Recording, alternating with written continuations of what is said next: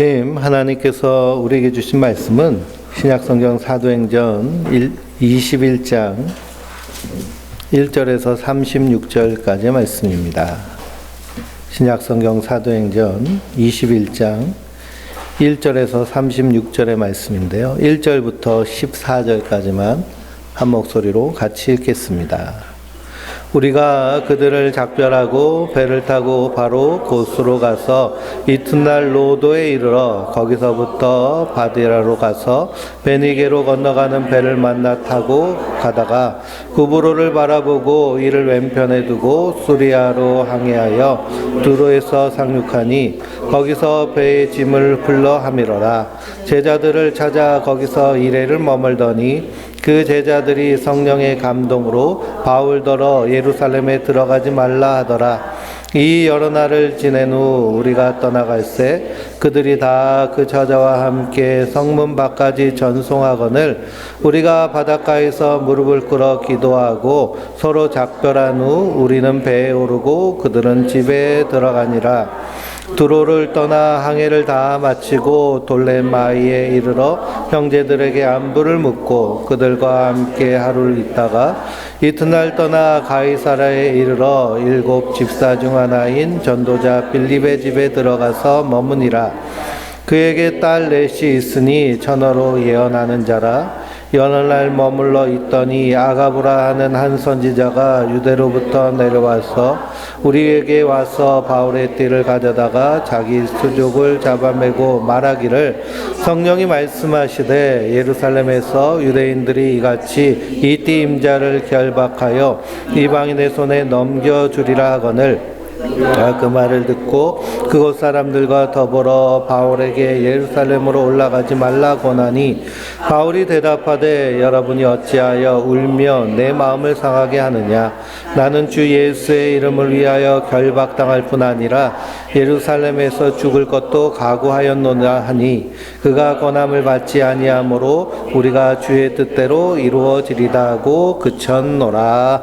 아멘. 주 예수를 위하여 라는 제목으로 함께 말씀을 나누도록 하겠습니다. 우리가 지난주 말씀에 사도 바울의 사명에 대해서 함께 나눴습니다. 내가 달려갈 길과 주 예수께 받은 사명, 곧 하나님의 은혜의 복음을 증언하는 일을 마치려 하면은 나의 생명조차 조금도 귀한 것으로 여기지 아니하노라. 사도 바울은 사명이 분명한 사람이었습니다. 제가 자주 드리는 말씀 가운데 생존을 위해 살 것이냐, 안 그러면 생명을 위해 살 것이냐에 대한 말씀을 드렸습니다. 생존을 위해 사는 사람은요, 이 땅에서 살아남기 위해 삽니다. 그러니 세상이 말하는 가치, 세상이 추구하는 추구점에 따라 끊임없이 세상 따라가는 것이죠. 성경은 그 세상 따라가는 것이 결국은 누구의 종되는 것이라고 말하고 있느냐 하면 마귀의 종되는 것이라고 말합니다. 그러므로 예수 그리스도의 보배로운 피로 허물과 죄를 사함받고 새롭게 거듭난 하나님의 사람들은 이 땅에서 생존만을 위해 사는 자들이 아니라 생명을 위해 사는 자들인 줄 믿습니다. 생명이라는 그 단어에는 살아내려고 하는 명령이 담겨져 있습니다. 그리고 우리는 이 땅에 태어날 때 거저 태어난 것이 아니라 하나님이 살라고 명령하신 거예요. 하나님이 살아내라고 명령하셨기 때문에 이 땅에서 생명을 갖고 사는 자들은 부르신 나를 이 땅에 보내신 이의 명령이 무엇인지를 분명히 알면서 살아야 됩니다. 이것이 바로 소명입니다.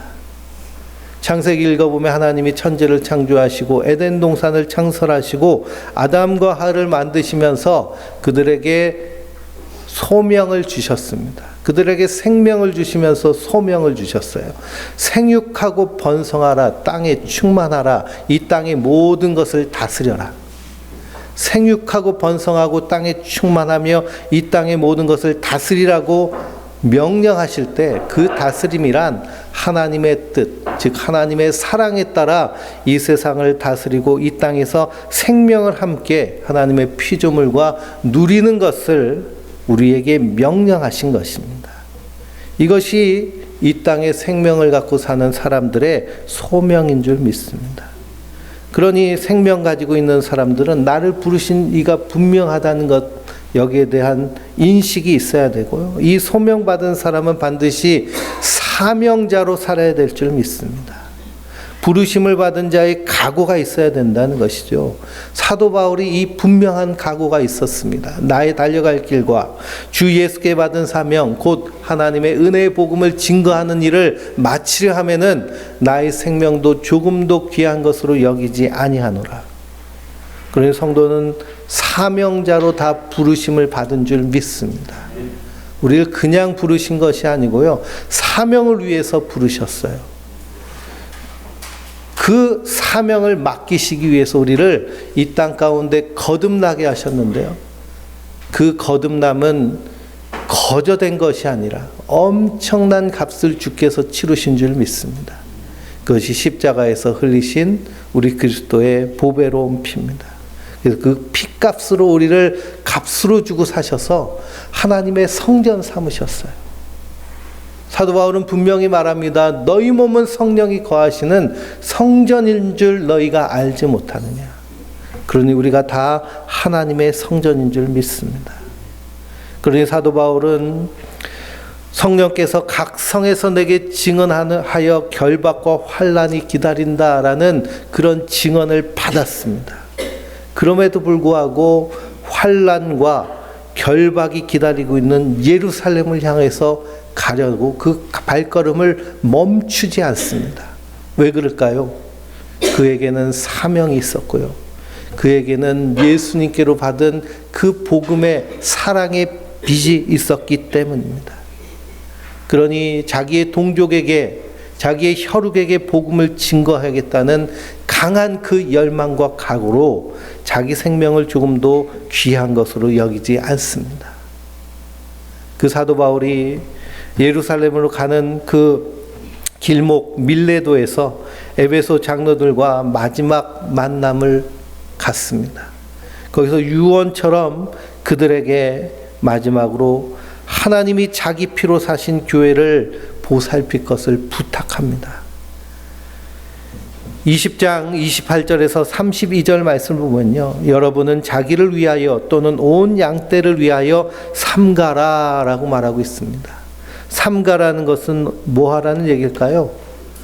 조심하라는 겁니다. 깨어서 하나님의 말씀 위에 서 있으라는 것입니다. 성령이 그들 가운데서 여러분을 감독자로 삼고 하나님이 자기 피로 사신 교회를 보살피게 하셨느니라. 그러니 하나님은 목회자를 감독자로 삼았습니다. 그래서 무엇을 보살펴요? 하나님이 자기 피로 사신 교회를 보살피게 하셨어요. 그러니 우리 교회가 1:1 제자 훈련을 삶 공부를 하는 이유도 하나님 자기 피로 사신 교회를 잘 보살피기 위해서 우리가 하는 것입니다. 뿐만 아니라 꿈 공부도 하잖아요. 이건 심리학 공부거든요. 이 심리학 공부는 그 심리학과 대학원 과정에서나 하는 과정인데 이걸 우리는 해요. 왜 그럴까요? 자기 피로 사신 하나님의 교회된 우리를 잘 돌보고 보살피기 위해서 그렇습니다. 그래서 우리의 내면을 치유하고 내면을 강하게, 그래서 오직 하나님만 바라보고 의지하는 사람으로 세우기 위함입니다.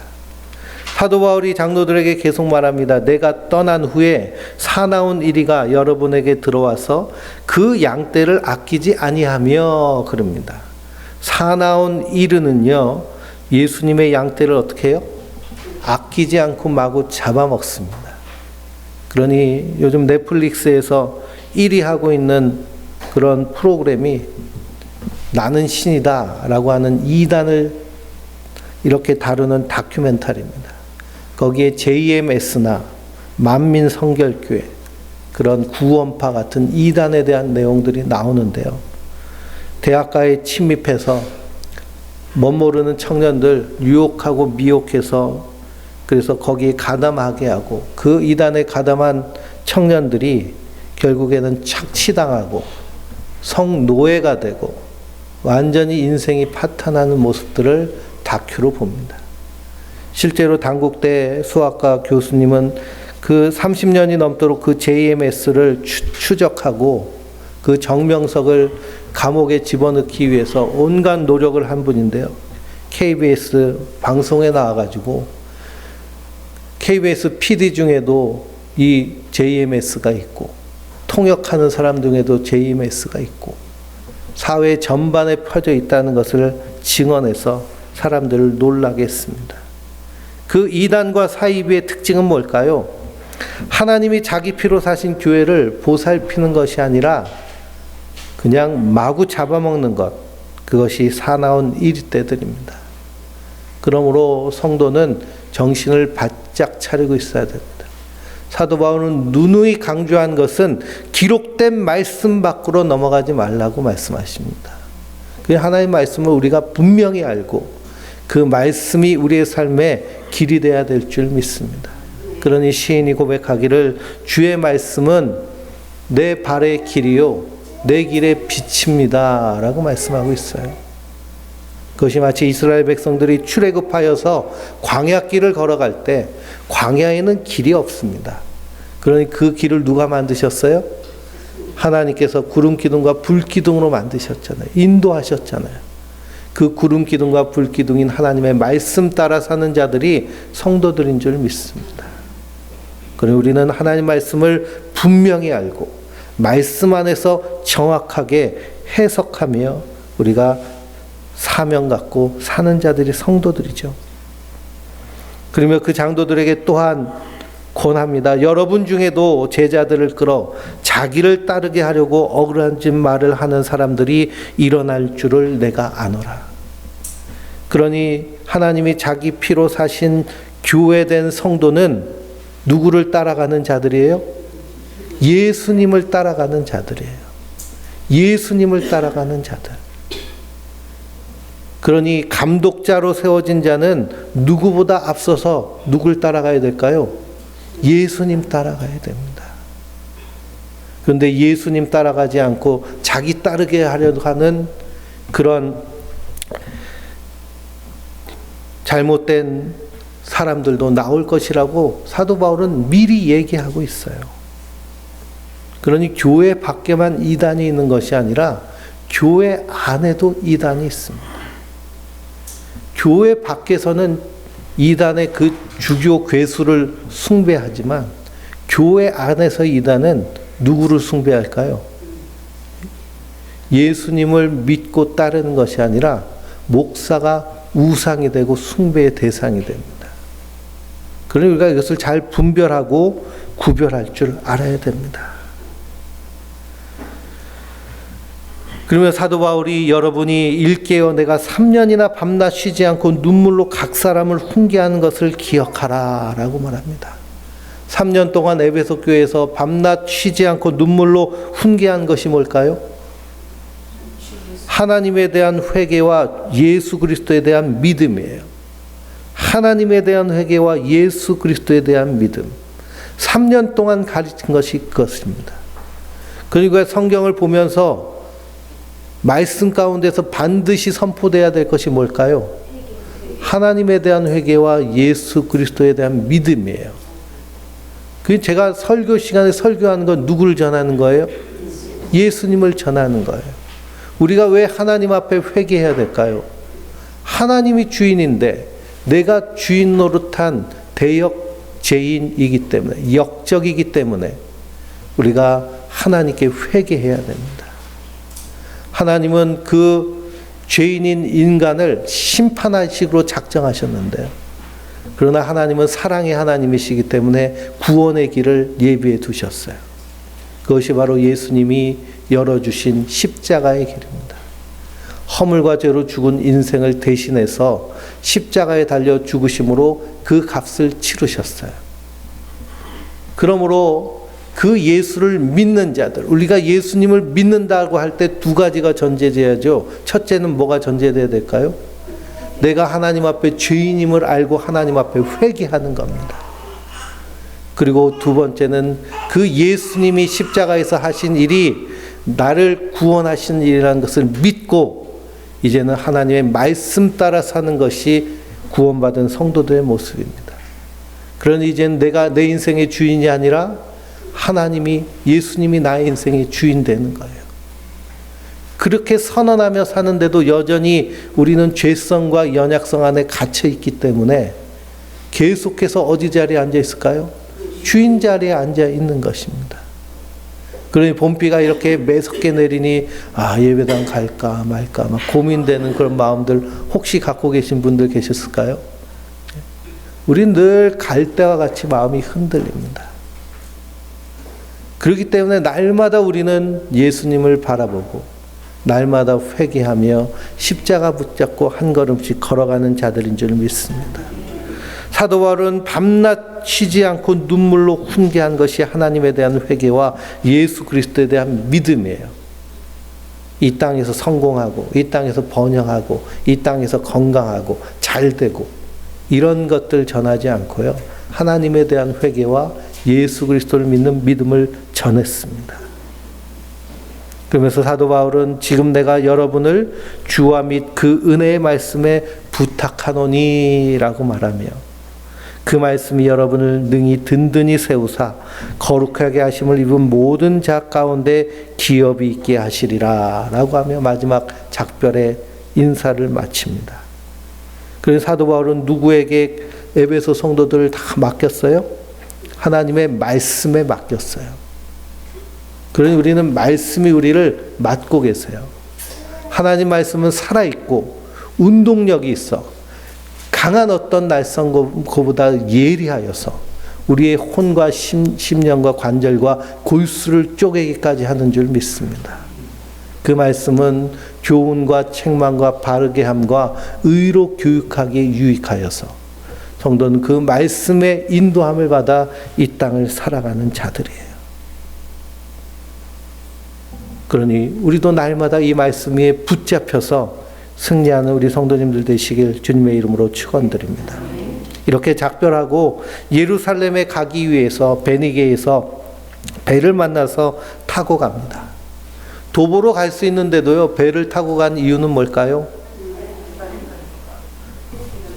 빨리 간다고 배가 요즘은 쾌속선도 있고 다양한 배가 있지만 옛날 배는 걸어가는 것보다 훨씬 늦었습니다. 네. 돛담배잖아요. 네. 바람 따라서 돛 펴가지고 가는 배이기 때문에 육지를 피하고 배 타고 간 이유는 유대인들의 위협 때문에 그렇습니다. 유대인들이 사도 바울을 죽이려 하니 그 위협을 피해서 배 타고 가는데 그러면 위협 피해서 가면 어디로 가야 돼요? 유대인들 없는 데로 가야 되잖아요. 그런데 예루살렘으로 가고 있습니다. 가는 곳마다 3차 전도여행 예루살렘을 가면서 여러 곳을 들렸습니다. 베니게도 들리고 두로도 들리고 구브로도 들리고 수리아도 들리고 가는 곳마다 성령에 감동받은 제자들이 바울에게 뭐라고 얘기해요?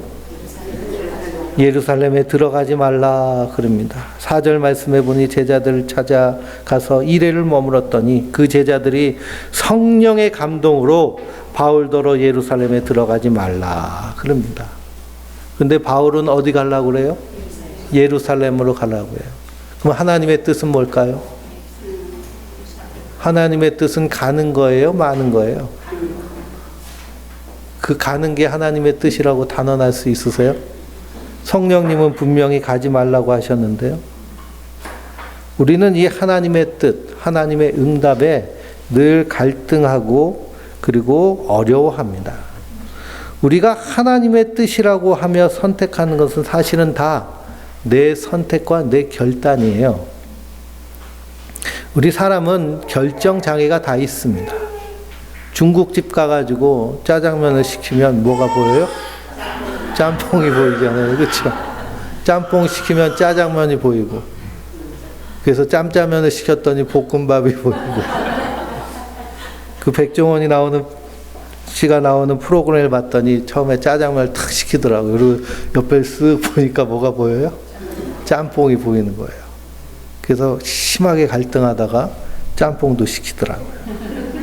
그러니 우리 인간은 이 땅을 살면서 무엇을 선택하고 결정해야 될지 참 힘들어합니다. 그러다 보니까 기독교인들은, 우리 신앙인들은 이게 하나님의 뜻이야, 하나님의 뜻일 거야 하며 때로는 선택하고 결단합니다. 근데 선택했을 때 그것이 순풍에 돛달듯이 잘 진행되면 에베네셀 하나님 감사 찬양하며 가는데, 그게 막 꼬이고 안 되고 실패하고 망하고 고통스러우면, 그러면 그 책임을 누구에게 전가할까요? 하나님께 전가하는 거예요.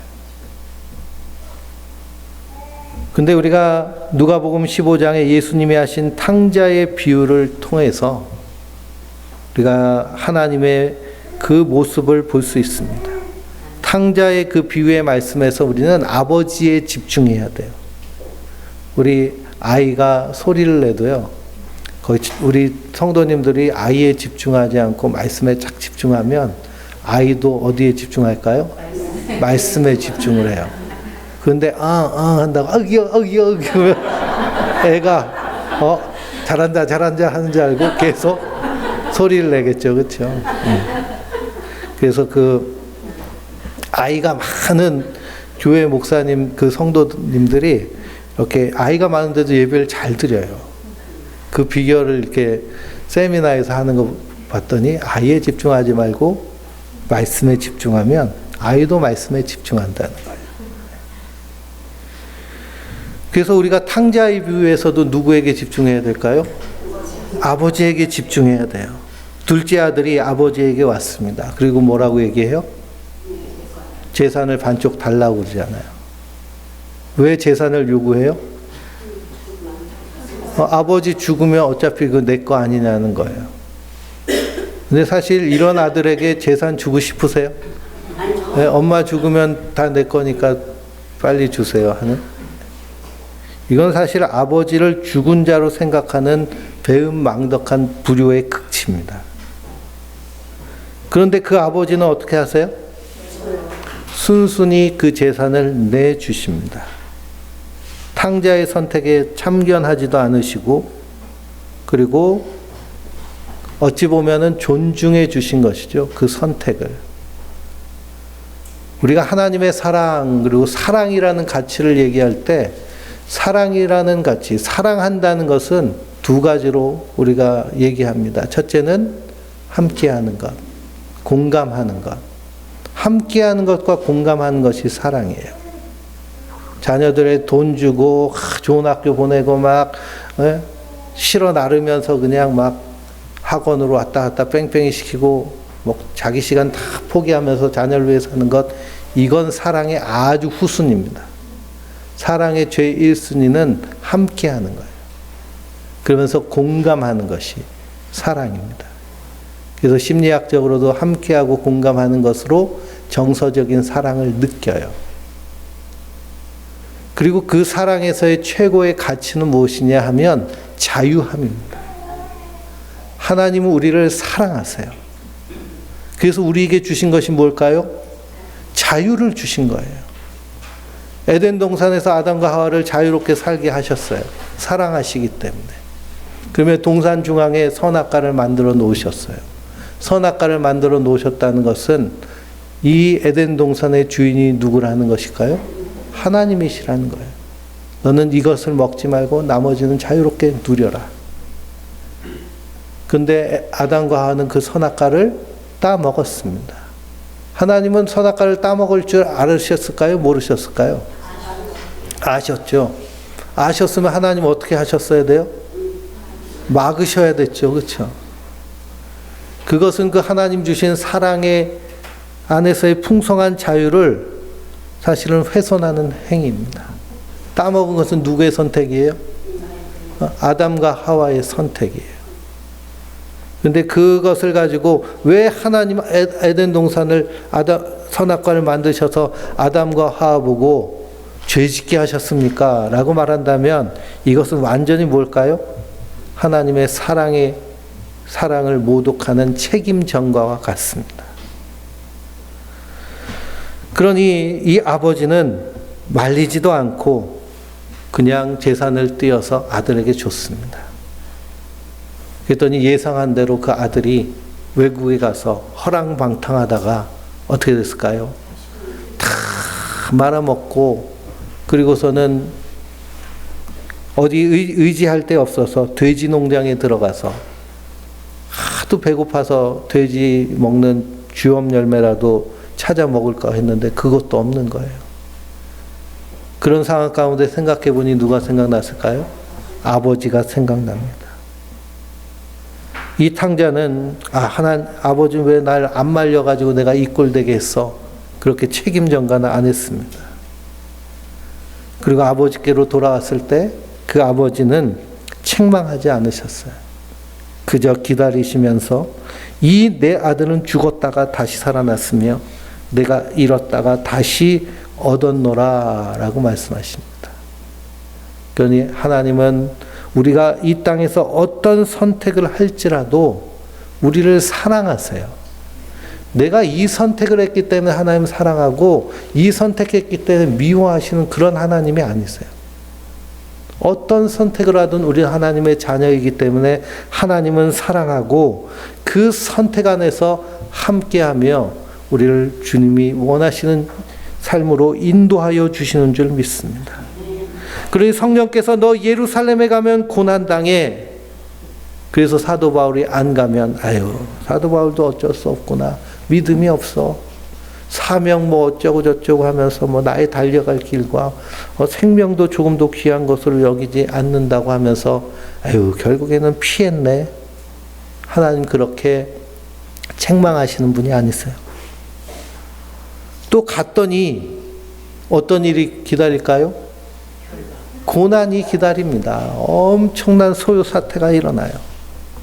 그 하나님, 내가 그렇게 경고했는데 너 그렇게 말 안 듣냐? 쌤통이다. 한번 당해봐라.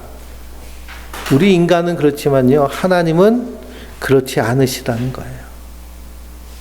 그러니 하나님은 우리가 어떤 상황 가운데서 무엇을 선택해도 하나님 우리와 함께하여 주시는 줄 믿습니다.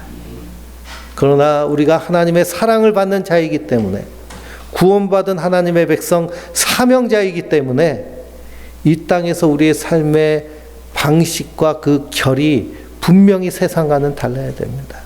예수와 복음을 위해서, 하나님의 이름과 하나님 통치와 사역을 위해서, 그리고 영적 전쟁과 하나님 인도하신 그 인도하심, 그 우리의 인간 관계 안에서의 하나님의 샬롬을 누리기 위한 그런 선택들이 우리 안에 이루어져야 될 줄 믿습니다. 그래서 사도 바울은 그런 선택을 한 거예요. 핍박자이고 박해자이고 살인자인 나를 구원하신 예수님께서 내 종족 유대인들도 복음을 증거할 때 그들이 돌아와서 구원받을 것이라는 간절한 그 사랑으로 그 영적 전쟁의 자리에 뛰어나간 것입니다. 8절을 보니 빌립 집사님의 집에서 예루살렘에 들어가기 전에 머물렀습니다. 그곳은 사마리아입니다. 빌립 집사님도 유대인들의 핍박 때문에 예루살렘 유다 땅에 들어가지 못하고 사마리아에 기거하고 있었어요. 거기에 딸 넷이 있었는데요. 다 처녀이고 예언하는 자들이었습니다. 뭐라고 예언했을까요? 예루살렘에 가면 결박당하고 환난당합니다. 아가보라고 하는 선지자가 유대로부터 내려왔습니다. 아가보 선지자는 성도는 유대 지역에 심한 가뭄이 들 것을 예언하고 실제로 비가 오지 않아서 사도 바울이 이 안디옥에서 모금을 해서 연보를 가지고 예루살렘을 도왔을 때 예언했던 선지자입니다. 그 선지자가 뭐라고 그래요? 바울의 띠를 가져다가 자기 수족에 잡아매고 말하되 성령께서 말씀하시되 예루살렘에서 유대인들이 이와 같이 이 띠의 임재를 결박하여 이방인의 손에 넘겨주리라 라고 합니다. 그러니 그 말을 듣고 사람들이 울면서 예루살렘에 올라가지 말라고 그래요. 그때 사도 바울은 뭐라고 얘기하나요? 13절에 여러분이 어찌하여 울며 내 마음을 상하게 하느냐? 나는 주 예수의 이름을 위하여 결박당할 뿐 아니라 예루살렘에서 죽을 각오하였노라 하니, 예루살렘에서 죽을 것을 각오하고 예루살렘으로 가는 것입니다. 그러니 성도는 이 땅에서 하나님의 사랑을 선택하며 뭐하며 사는 자들이에요? 각오하며 사는 자들이에요. 각오가 없으면 어떻게 하면 될까요? 각오가 없으면 안 하면 돼요. 각오도 없는데 했다가 누구 원망해요? 하나님 원망하지 말라는 것이죠. 우리가 어떤 선택을 하는 하나님은 우리와 함께 하시는 줄 믿습니다. 하나님의 인도하심은, 하나님의 뜻은 사람마다 다 다양하고 풍성하고 충만합니다. 우리가 일괄적이고 일률적이고 편협적으로 하나님의 뜻을 찾으면 우리가 잘못된 선택을 할 수 있습니다. 그러나 가장 중요한 것은 하나님 우리를 사랑하실 뿐만 아니라 이 땅에서 하나님의 나라를 풍성히 누리며 그 충만한 사랑 안에 살기를 주님은 간절히 원하십니다. 그래서 사도 바울이 예루살렘에 가는 그 길에서도 다른 성도들이 울면서 마음을 상하게 하지만 그 마음 가운데는 어떤 마음이 있을까요? 유대인들에게 복음을 전하고 하나님의 사랑을 증거하려고 하는 그 뜨거운 사랑으로 불타고 있는 줄 믿습니다. 예수님이 십자가에 달려 죽으시기 위해 골고다 언덕을 오르실 때에도 마지못해서 겨우겨우 힘들게 그렇게 오르시는 것이 십자가의 길이 아니에요. 그래서 멜 깁슨이 예수님의 고난을 영화로 만든 그 영화의 제목이 패션 오브 크라이스트입니다. 그 십자가의 패션이라는 것은 열정이라는 거예요. 어떤 열정일까요? 우리를 사랑하셔서 구원하고 싶으신 하나님의 그 놀라운 열정. 우리를 구원하셨을 뿐만 아니라 이 땅에서 하나님의 창조의 원뜻에 따라서 충만하게 살기를 원하시는 그 하나님의 창조의 열정. 성도는 이 땅에서 그 하나님의 사랑의 열정에 충만해서 사는 자들인 줄 믿습니다. 그러니 우리가 세상을 살면서 겪어온 수많은 무거운 것들이 우리의 마음을 무겁게 짓누르지만 말씀을 통해서 또 주님께서 꿈과 우리의 모든 영성을 통해서 주신 그 충만한 하나님의 사랑이 그 무거운 것들을 다 끄집어내고 회복시켜서 자유한 사람으로 우리를 불러주시는 줄 믿습니다. 사도 바울은 그런 모습으로 예루살렘에 들어갔습니다. 예루살렘에서 바울을 맞이한 사람은 야고보와 장로들이었습니다. 바울이 무난하고 자기의 사역을 다 낱낱이 말합니다. 그랬더니 야고보가 이렇게 얘기를 합니다. 20절에서 21절 읽어볼까요? 그들이 듣고 하나님께 영광을 돌리고 바울더러 이르되 형제여 그래도 보는 바에 유대인 중에 믿는 자 수많이 있으니 다 율법의 열성을 가진 자라. 내가 이방에 있는 모든 유대인들을 가르치되 모세를 배반하고 아들에게 할례를 행하지 말고 또 관습을 지키지 말라 한다 함을 그들이 들었도다. 그랬습니다. 유대인에도 예루살렘에도 예수를 믿는 사람이 있었습니다. 근데 예수를 믿기는 믿는데 어떻게 믿어요? 율법 안에서 예수를 믿는 거예요. 율법 안에서 예수를 믿는 모습. 그 예수님은 그들의 하나님 메시아가 아니라 선지자의 한 분으로 멈춰버렸습니다. 그리스도 예수 안에서 완전한 자유를 누리는 것이 아니라 구약의 율법도 지키고 안식일도 지키면서 지킬 건 다 지키며 예수를 믿어야 된다고 주장하는 사람이에요. 예수님께서 분명히 말씀하셨죠. 새술은 새 부대에 넣어야 된다고. 새술 대신 그리스도, 이 복음을 유대교라는 헌 포도주 틀에 가죽 부대에 집어넣을 수가 없습니다. 터져서 넘치는 것이죠. 그 상황이 바로 사도 바울과 유대교 간의 그러한 다툼의 모습으로 나타납니다. 우리가 생명 안에서 복음을 누리는 삶을 산다면 기독교는 종교의 틀 안에 갇혀 있을 수 없습니다. 왜 그러냐? 우리의 삶의 전 인격적인 전 존재가 하나님과 연결되어 있기 때문이에요. 그러니 이 유대인들이 사도 바울을 어떻게 생각하고 있느냐? 모세를 배반하고 아들들에게 할례를 행하지 말고 관습을 지키지 말라고 하는 자기의 신앙, 여호와 신앙을 파괴하는 자로 인식했습니다. 그리스도 안에서 자유함이 뭔지를 모르는 거예요. 그리스도 안에서 복음이 뭔지를 모르는 거예요. 성도는 복음 안에서 자유한 자인데 수고하고 무거운 짐진 자들아 다 내게로 오라 내가 너희를 쉬게 하리라 하셨는데요. 예수님이 수고하고 무거운 짐진 자들이라고 하실 때 1차적인 수고하고 무거운 짐진 자들은 율법에 짐지고 있는 사람들입니다. 바로 유대인들이에요. 내게로 오라 내가 너희를 자유케 하리라.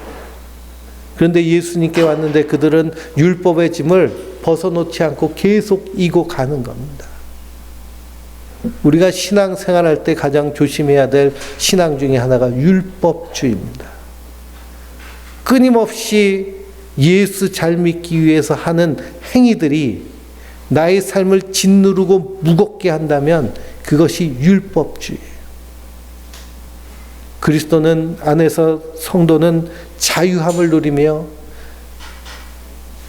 하나님께 하는 나의 모든 섬김과 모든 헌신은 은혜에 감사해서 하는 것입니다.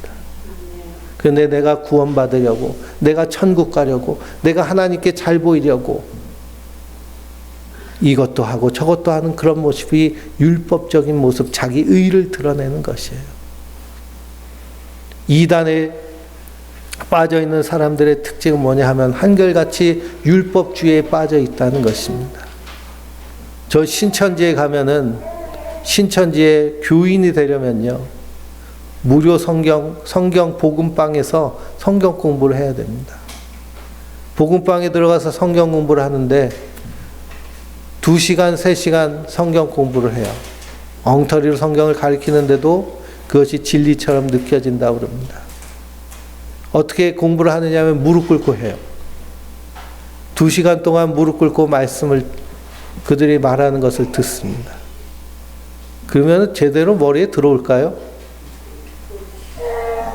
들어오기보다는 거기서 그 교육 과정을 이수했다는 그 뿌듯함 때문에 거기에 녹아들기 시작하는 거예요. 완전히 철저히 율법주의입니다. 맨 앞자리에 앉으려면 어떻게 해야 될까요? 예? 자기들 장막 성전에서 맨 앞자리에 앉으려면 헌금을 많이 해야 돼요. 우리 선한 목자교회는 맨 앞자리에 아무나 앉으셔도 됩니다. 장로님이 늘 앉아 계시죠. 그런 율법주의, 그것을 벗지 못하는 자들이 오히려 복음 안에서 자유를 외치며 참 진리를 외치는 사도 바울을 공격하고 있는 겁니다.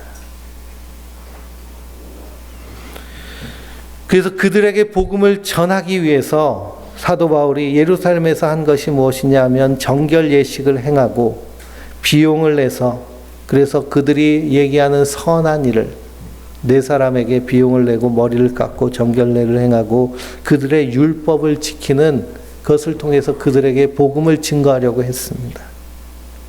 그런데 27절을 읽어볼까요? 그 이래가 거의 참에 아시아로부터 온 유대인들이 성전에서 바울을 보고 모든 무리를 충동하여 그를 붙들고 외치되 이스라엘 사람아 도오라. 이 사람은 근처에서 우리 백성과 율법과 이곳을 비방하여 모든 사람을 가르치는 자인데 또 헬라인을 데리고 성전에 들어와서 이 거룩한 곳을 더럽혔다 하니 그랬습니다. 그 성전에서 소동이 일어났습니다. 에베소에서 온 유대인들이 이 사도 바울을 알아보고 사도 바울을 죽이려 한 것이에요. 30절을 읽어보니 온 성이 소동하여 백성이 달려와 모여 바울을 잡아 성전 밖으로 끌고 나가니 그랬습니다. 성전 밖으로 끌고 나간 이유는 뭘까요? 돌로 쳐서 죽이려고 그런 것입니다. 그 성령께서 말씀하신 그대로 결박당하고 환난을 당하게 됐습니다. 그러니 성령님의 말씀을 무시하면 안 되겠구나. 가지 말라고 했는데 갔다가 이 화를 당하는구나 라고 생각하면 안 되겠죠. 어떤 일이 일어났을까요? 이 소동 속에서 예루살렘 성내에 소요가 일어나니까 천부장이 군대를 출동시켜서 그 소요를 막습니다. 그리고서는 이 바울을 로마 군인들이 에워싸고 유대인들로부터 그를 지킵니다. 막 때려서 죽이려고 하니까요. 로마 군인들이 번쩍 들어서 그냥 보호하는 거예요. 저 하와이에 여행을 가면 거기에 상어 투어가 있습니다. 상어 투어. 상어한테 물리면 어떻게 될까요? 그냥 바로 죽지는 않고요. 싹둑 잘립니다. 싹둑 잘리는데 위험한 그 상어를 보러 가려고 바다에 가서요. 그래서 상어는 바다 위에 자유롭게 헤엄치고 사람은 철망 속에 들어가가지고 감옥 같은 철망 속에 들어가서 상어를 구경하죠. 그 상어 투어의 그 모델이 된 것이 사도 바울입니다.